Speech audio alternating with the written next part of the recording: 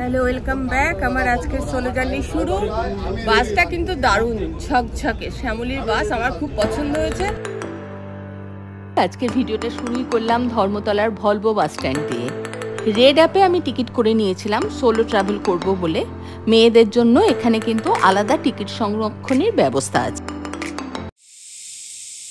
আজ আমি একদম নতুন জায়গায় নিয়ে চলে যাব, নরবংস টি এস্টেট, সিপাহীধুরা। আপনারা তো এর আগে অহলদারার নাম শুনেছেন, শিটংয়ের নাম শুনেছেন, এমনকি শিবখোলারও নাম শুনেছেন, কিন্তু এবার যেই জায়গাটায় নিয়ে যাব মনে হয় না আগে কেউ গেছিলেন। আজকাল অনেক আগে থেকে প্ল্যানিং না করলে ট্রেনের টিকিট পাওয়া যাচ্ছে না, আর তৎকালে টিকিটের অনেক দাম পড়ছে। বাই এয়ার যাওয়া সবার তো সম্ভব না, সেক্ষেত্রে কিন্তু ভলভো বাস যথেষ্ট নিরাপদ এবং আরামদায়ক। ধর্মতলাতেও টিকিট কাউন্টার আছে, এখান থেকেও আপনি টিকিট সংগ্রহ করতে পারেন। একা মেয়ে যদি আপনি ট্রাভেল করতে চান তাহলে অনায়াসে আপনি এই বাসে টিকিট কেটে উঠে পড়ুন। স্লিপার এবং সিটিং দু রকম অ্যারেঞ্জমেন্টই আছে। আমার টিকিটের দাম পড়েছে 1500 টাকা। এখনো বাসের পেটটা খোলেনি। এই পেটটা হা হলে আমি ব্যাগটা ওর মধ্যে রেখে তারপরে এই সুন্দর বাসটায় উঠব।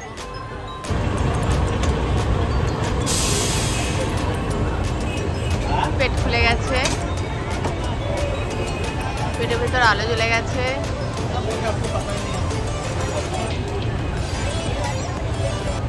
যাত্রীরা সবাই টাইমলি চলে এসেছিল। আজকে একটু বৃষ্টি হচ্ছে, ফলে সবাই লাইনে দাঁড়িয়ে গেছে এবং বড় লাগেজগুলো এরা চালান করে দিচ্ছে বাসের পেটের ভিতরে, কারণ বাসের উপরে কিন্তু লাগেজ রাখার একদম জায়গা নেই।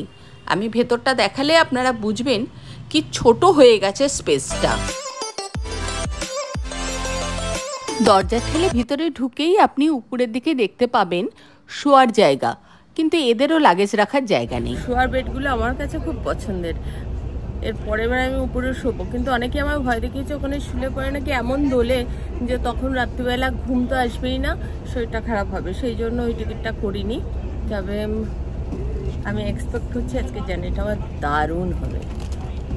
আচ্ছা, বসার সিটের ঠিক মাথার উপরেই কিন্তু শোয়ার অ্যারেঞ্জমেন্ট একইভাবে আছে, মানে 2 সিটারের উপরে শোয়ার যে জায়গাটা সেখানে দুজন শুতে পারে, আর সিঙ্গেল সিটারের উপরে শোয়ার জায়গাটায় একজন শুতে পারে। তবে সামনের স্পেসটা আমার কাছে একটু কমই লাগলো। আর উপরে ওঠার জন্য লোহার সিঁড়ি আছে, এদিকে একটা আর এদিকে হচ্ছে দুটো। আচ্ছা, সব সিটের উপরে কম্বল দেওয়া আছে, পা রাখার স্পেস। প্রত্যেক সিটের পাশেই মোবাইলে চার্জ দেওয়ার জায়গা আছে। আগেই দেখিয়েছি উপরে ওঠার জন্য এরকম একটা মই লোহার করা আছে, যারা উপরে শুতে উঠবেন তারা ওটা বেয়ে উপরে উঠে যাবেন।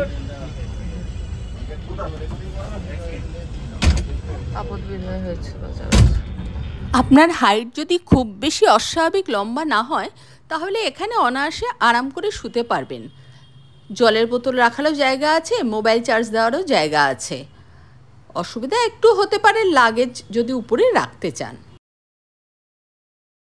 প্রত্যেকেই একটা ছোট জলের বোতল দেওয়া হয়, সঙ্গে একটা পাতলা চাদর রাখুন। রাতে কম্বল গায়ে দিতে হলে চাদরটা আগে দিয়ে তারপরে বাসের কম্বলটা গায়ে দিন।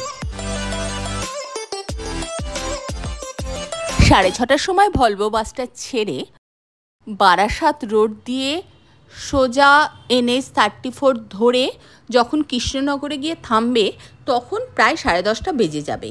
এখানেই ডিনার করার ব্যবস্থা।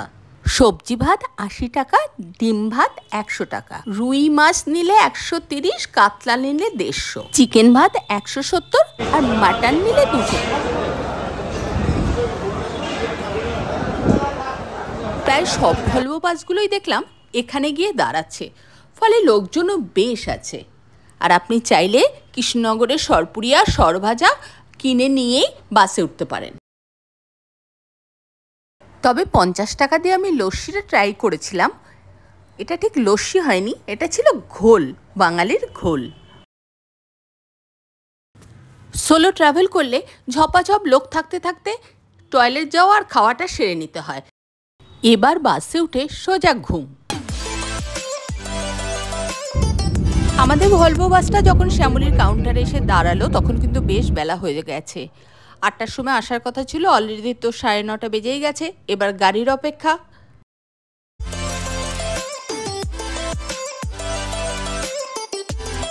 শহরের কোলাহল থেকে দূরে অনেকেই আজকাল চা বাগানের মধ্যে একটু আনকমন জায়গায় থাকতে পছন্দ করেন, যেখানে প্রকৃতি, পাহাড় আর হচ্ছেও একটু ওয়াইল্ড লাইফের ছোঁয়া থাকবে।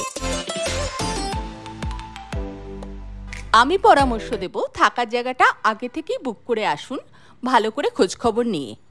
কারণ যদি মেয়ে হয়ে সোলো ট্রাভেল আপনি করেন, কয়েকটা সাবধানতা আপনার নেওয়া অবশ্যই কর্তব্য। তার মধ্যে প্রথম হচ্ছে একটা ভালো গাড়ি, দ্বিতীয় হচ্ছে ভালো একটা থাকার জায়গা, আর তৃতীয় এবং অবশ্য কর্তব্য হচ্ছে জায়গাটা নিয়ে একটু পড়াশোনা করে নেওয়া, কাছাকাছি রেল স্টেশন, পুলিশ স্টেশন এবং হাসপাতালের খবর রাখা।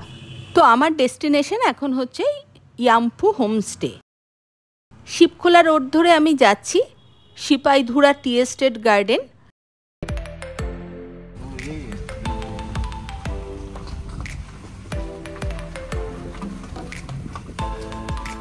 याम्फू होमस्टे कुन चाहिँ हो?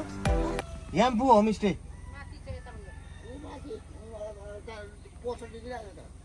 यहाँबाट होइन है?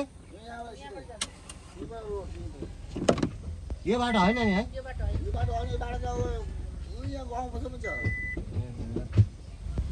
म त बोर्ड देखेँ नि त त्यही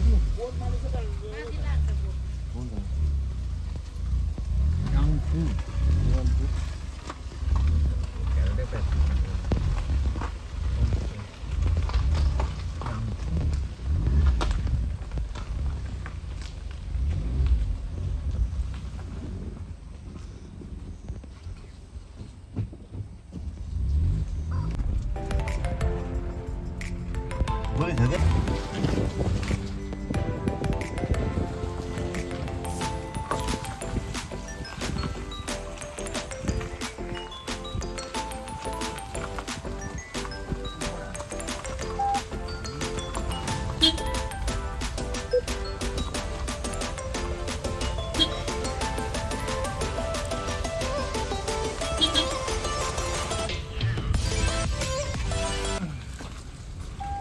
তাহলে ভলভো চড়ে চলেই এলাম ইয়াম্ফু হোমস্টে, শিবখোলা রোড, সিপাহীধুরা। ওয়েস্ট বেঙ্গলের দার্জিলিং ডিস্ট্রিক্টের মধ্যে পড়ে এটা। শিলিগুড়ি থেকে 27-28 কিলোমিটার দূরে। শুকনা ফরেস্টের ভিতর দিয়ে আসার সময় রাস্তাটা খুবই মনোরম। টয় ট্রেনে আসতে চাইলে রংটং স্টেশনে নামতে পারেন। আর এই হোমস্টেটার উল্টো দিকেই আমি দেখতে পাচ্ছি নারবং টি এস্টেটের ফ্যাক্টরি।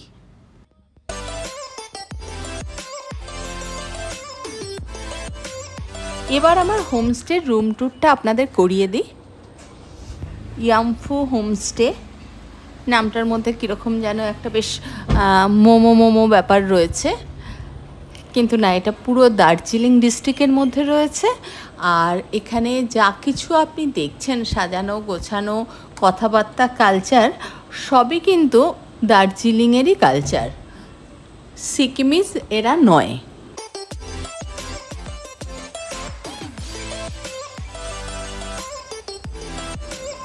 হোমস্টের রুমগুলো একটু দেখিয়ে দিই। এটা হচ্ছে ফার্স্ট ফ্লোরে, ডবল বেডেড, সবকটা রুমই তাই। তবে গত 2 দিন বৃষ্টি হওয়াতে এখানে কারেন্ট ছিল না, আর কারেন্ট না থাকার কারণে বাথরুমে কিন্তু জল পাচ্ছিলাম না, যার ফলে একটু নোংরা গন্ধ করছিল। কপাল ভালো থাকায় খানিকক্ষণের মধ্যে কারেন্ট চলে এলো এবং দুপুরবেলা কিন্তু আমাকে ফ্যান চালাতে হয়েছে। তার মানে এখানেও এখন কিরম গরম পড়ে বুঝুন।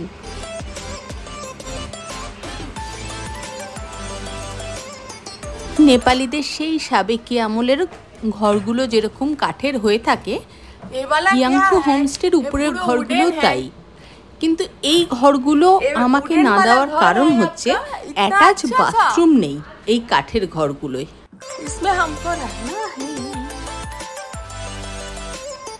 এই টপ ফ্লোরেও দেখুন কাঠের ঘরগুলোতে ফ্যান লাগানো রয়েছে, তার মানে বেশ গরম পড়ে এখন এখানে।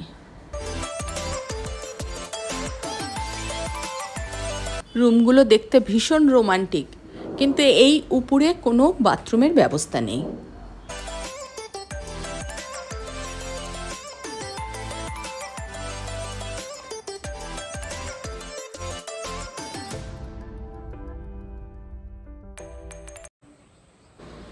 ফার্স্ট ফ্লোরের করিডোরে দুপাশে দুটো চারটে রুম, তার সামনে এই ব্যালকনি এবং এই সুন্দর সিনিক বিউটি।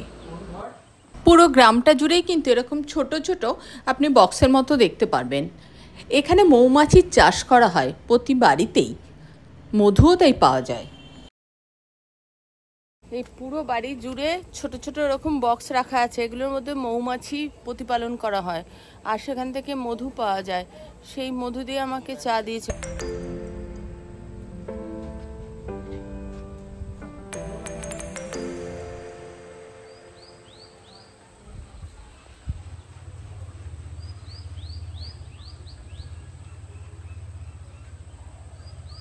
খাওয়া দাওয়ার ব্যাপারটা খুব একটা বেশি উন্নত মানের না। যার সাথে সাথে ম্যাগি দিতে চেয়েছিল, আমি ম্যাগি নেব না বলাতে তারপরে পাউরুটি টোস্ট আর ডিমের অমলেট করে দিল। চাটা কিন্তু ভীষণই বাজে বানায়। জানি না, সমস্ত দার্জিলিং জুড়েই চায়ের চাষ হয়, কিন্তু এরা যে কেন সুন্দর করে চাটা বানাতে পারে না।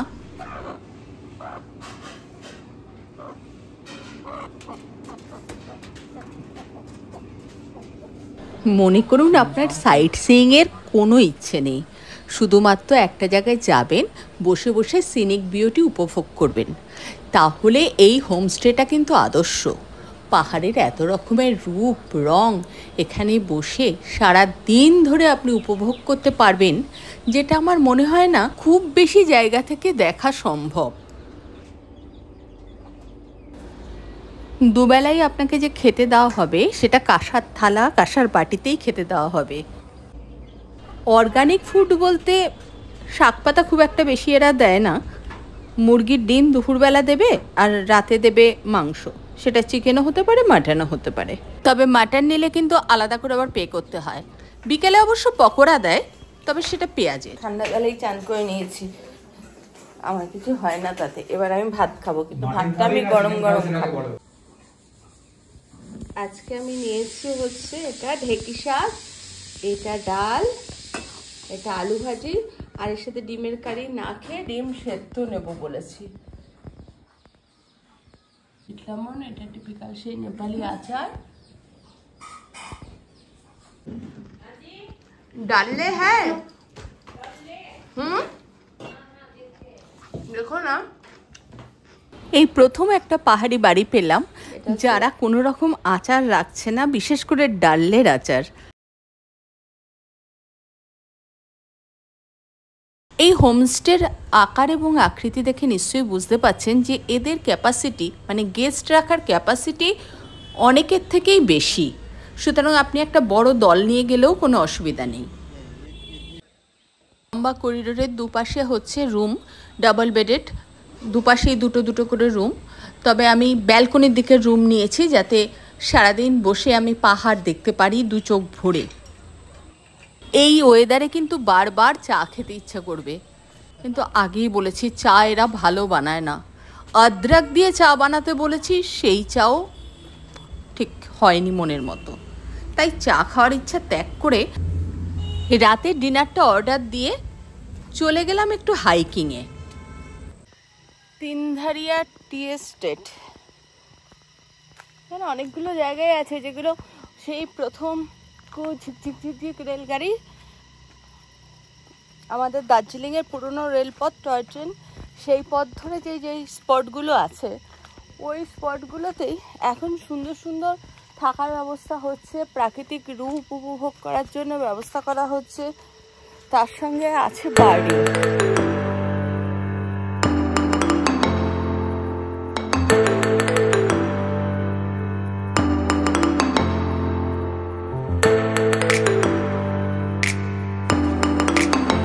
বৃষ্টিকে উপেক্ষা করেই এখানে বার্ড ফটোগ্রাফারদের ভিড়। আমিও কিন্তু ফটোগ্রাফিতে কম যাই না। রুটি খাচ্ছে এই যে, আমার টিমের অন্যরা অনেকেই রুটি পছন্দ করেছে। মটন ও this is called love, true love. Dinner শেষ করে তাড়াতাড়ি ঘুমোতে চলে গেলাম। কাল সকালে উঠে আবার বার্ড ফটোগ্রাফিতে বেরোতে হবে। যারা এখনো আমার চ্যানেলে সাবস্ক্রাইব করেননি অবশ্যই একটু সাবস্ক্রাইব করে দেবেন। আর এই ভিডিওটা কেমন লাগলো জানাতে কিন্তু ভুলবেন না।